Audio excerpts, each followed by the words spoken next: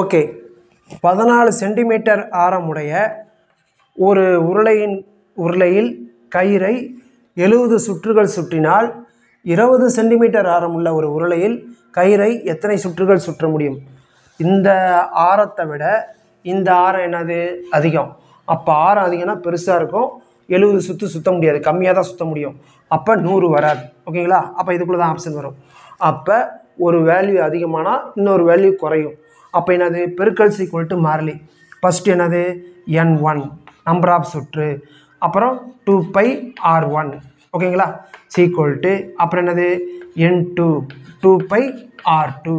நமக்கு என்ன வேணும்? n2 தான் வேணும். 2π கேன்சல் ஆயிருமா? ஓகே, அப்போ என்ன வரும்? n2 சீக்குவல் டு n1 இங்கே தான் இருக்குது. r1 பெருக்கல்ல இருக்க r2 சீட் போனால் வகுத்தல்ல போயிடும். ஓகேங்களா? அவ்வளோதான், ஆன்சர் வந்த மாதிரி தான். அப்போ n2 சீக்குவல் டு n1 எவ்வளவு? 70 சுற்று இன்ட்டு r1 எவ்வளவு? 14 சென்டிமீட்டர். ரேஷியோனால யூனிட்லாம் நீங்கள் மாற்றணும்னு அவசியம் இல்லை, அப்படியே எழுதி பண்ணிக்கலாம். r2 எவ்வளவு? 20 சென்டிமீட்டர். ஓகேங்களா? சென்டிமீட்டர் கேன்சல் ஆயிரும். இப்போ என்ன வரும்? 0 கேன்சல் ஆயிரும். 2 7 2 14. அப்போ 7 எவ்வளவு? 49 சுற்றலாம். அப்போ ஆப்ஷன் பி.